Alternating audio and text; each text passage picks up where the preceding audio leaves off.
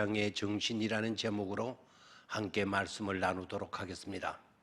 오늘 우리가 묵상하게 될 본문의 말씀은 누가복음 제7장 2절, 3절 두 절의 말씀이 되겠습니다. 함께 두 절의 말씀을 보도록 하겠습니다. 어떤 백부장의 사랑하는 종이 병들어 죽게 되었더니 예수의 소문을 듣고 유대인의 장로 몇 사람을 예수께 보내어 오셔서 그 종을 구해 주시기를 청한지라. 아멘.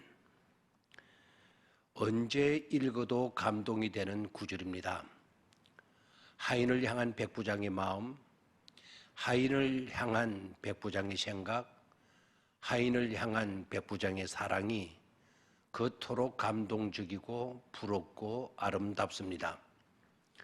지금 미국 경찰이나 우리나라 기업주에게나 아니 우리 모두에게 요구되는 가장 절실한 요소가 되겠습니다.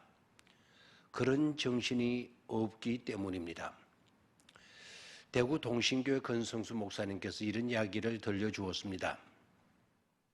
시골 작은 교회 목사님의 아들이 대학생이 되어 어느 믿음 좋은 교인의 집에서 가정교사를 하게 되었습니다.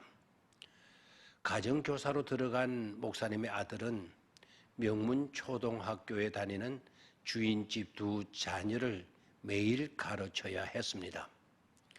매일 시험을 치는 두 아이가 매일 100점을 맞도록 가르쳐야 했기에 부담도 대단히 컸다고 했습니다.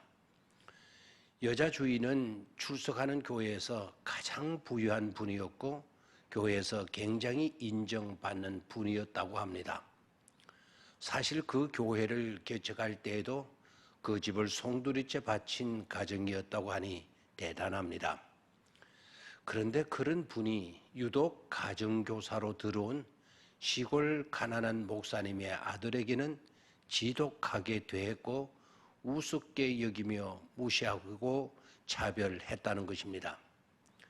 전심 도시락을 싸줄 때도 자기 두 자녀는 밥그릇 따로 반찬 그릇 따로 해서 싸주고 밥 위에는 항상 당시에 부잣집에서나 할 수 있는 계란 후라이드를 올려주었다고 했습니다.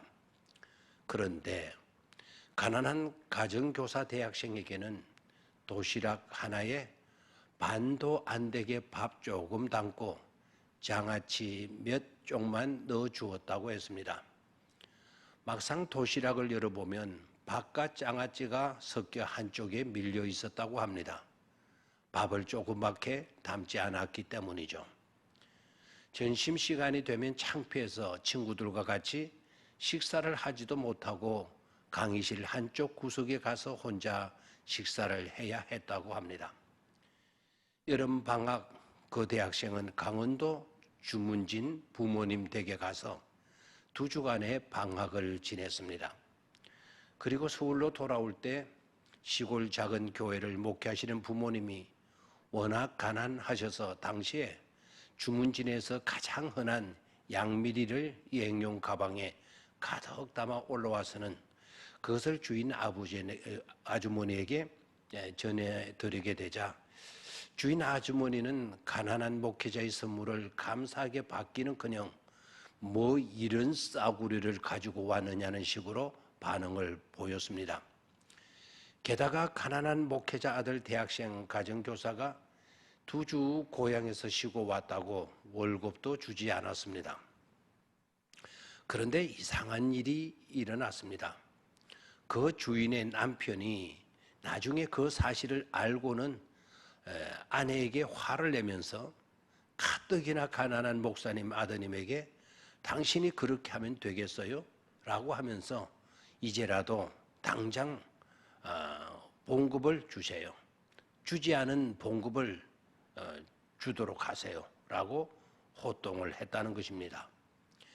교회 권사이신 여주인은 예수를 잘 믿는 믿음이 좋기로 정평이 나 있는 분이었는데 인정과 칭송받는 분이신데 그런데 가난한 시골 목사님의 아들 가정교사에게는 전혀 아니었던 것입니다. 매정했고 지독했습니다. 그 집 남편은 대기업의 상무로서 교회를 다니지 않는 분이셨습니다.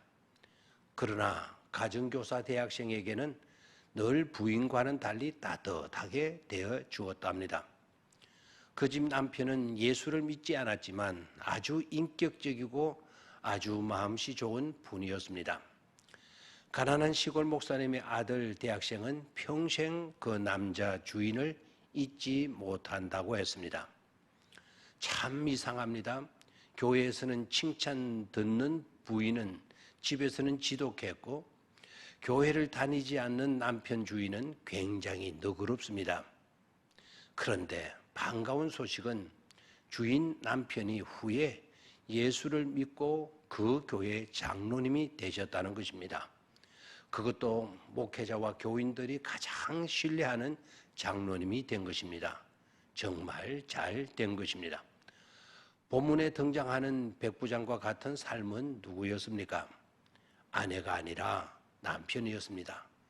예수를 믿는 사람이 주변 사람들에게 자기 희생적 사랑을 조금이라도 보여주면 주변 사람들은 감동을 받게 될 것입니다.